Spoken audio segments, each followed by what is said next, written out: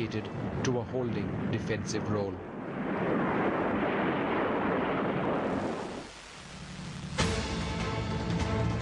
Clearly though, by attacking first, the initiative lay with the Pakistani armed forces, as Pakistan's most successful thrust was in the Chum sector, where the reinforced 23rd Pakistani Division was able to overwhelm the forward defensive positions of the Indian 10th Division. Chum village was taken as the Pak forces threatened to march in the direction of Jammu.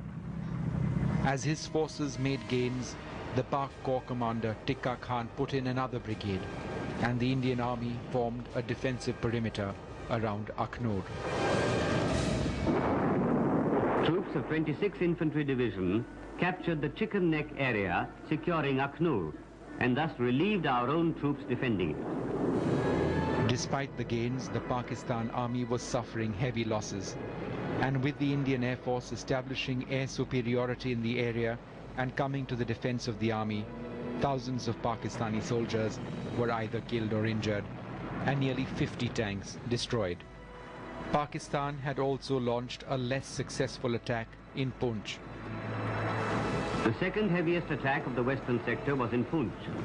While in the rest of the Jammu and Kashmir sector, it was the Indian army which took the initiative, capturing dominant features and denying the enemy access to infiltration routes.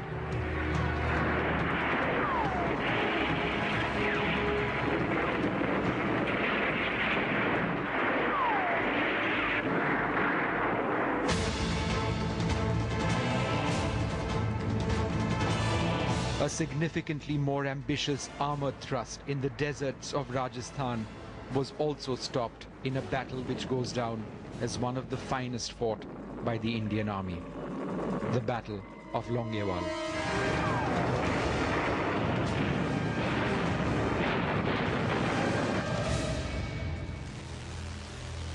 This man is the hero of Longewala, a man who took on the juggernaut of a huge Pakistani armored formation with just a handful of soldiers, about 100. Major Gn Chandpuri had made up his mind. No matter how strong the enemy force, he would simply not budge. Commanding the A Company of the 23 Punjab Regiment, occupying a defensive position at Longewala, a small hamlet in the Rajasthan desert, Chandpuri, whose defenses were sited on a high sand dune, had no support from Indian tanks or artillery. On the night of the 4th of December, Chandpuri's men reported noises from across the border, an ominous rumble, the rumble of an enormous formation of tanks. By 5 a.m. on the 5th of December 71, Chandpuri's nightmare had come true. The Pakistani 22 cavalry, consisting of Chinese T-59 and American Sherman tanks, and a battalion-strong infantry force, was headed in his direction. As Chandpuri would later realize, the Pakistanis felt this force was large enough to capture Jaisalmer, let alone overrun Longewala. Chandpuri ordered his recoilless guns to open fire. This is what happened. I was the company commander at the Longewala post, and Longewala post is 18 kilometers within own territory, and this side of the international border. The movement of the enemy was noticed by our patrol leader and the patrol which has gone to the international border in the evening of the 4th December 1971.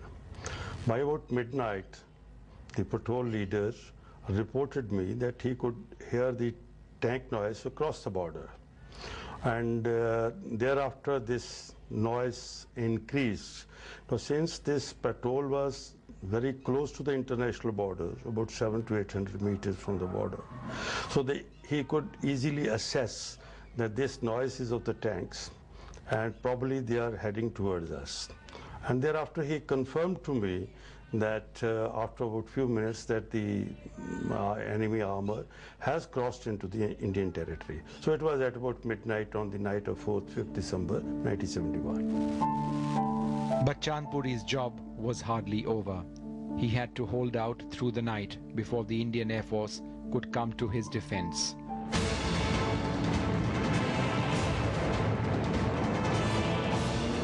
What happened next has been referred to by some as a turkey shoot.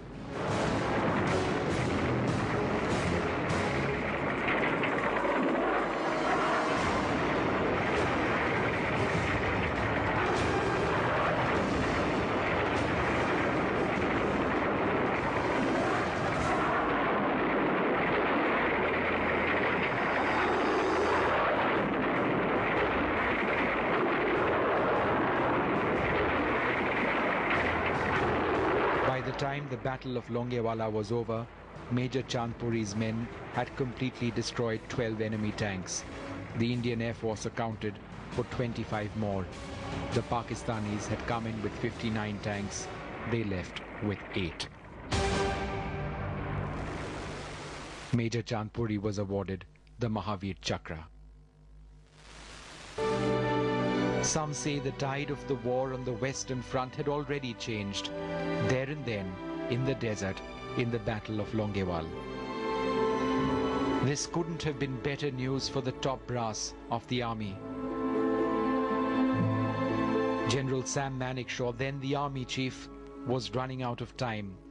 India was fighting on both fronts, and the Chinese had begun making aggressive statements since India intervened in East Pakistan. What's more, the US was turning up the heat on New Delhi. The Indian army simply had to win, and fast.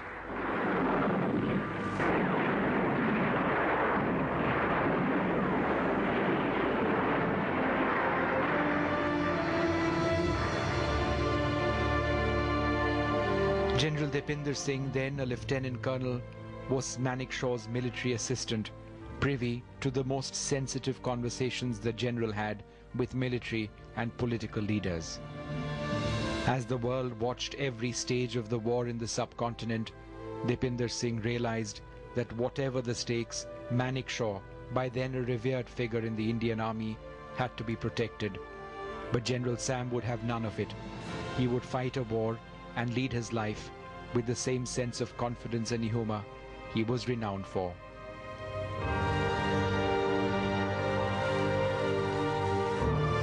It was unbelievably tension-free, and one would have expected a lot of tension, but there never was.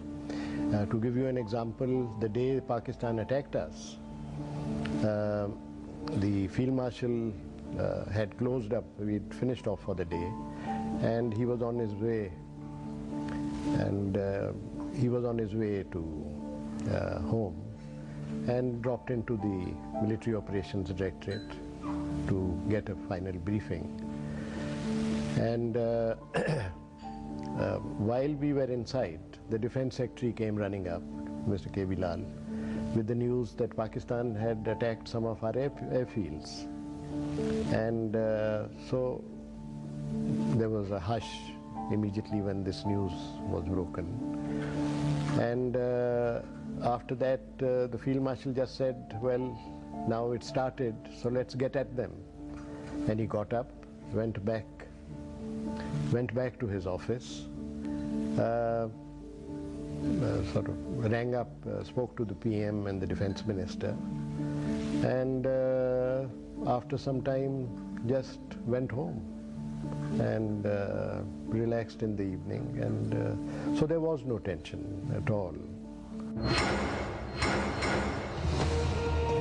Throughout the campaign on the Western Front, the Indian army was driven by its very modest war goals.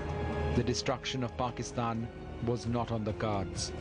Instead, the army was ordered to capture as much territory during the war as possible, the assumption being that the final word would rest with the side which had more territory. By the 5th of December, Relnor, Khokrapar, Gadra City, Hinsar, and Pirani Ki Par were captured. The old abandoned railway line was put into commission by the Indian Railways, a great feat which was of much logistic value.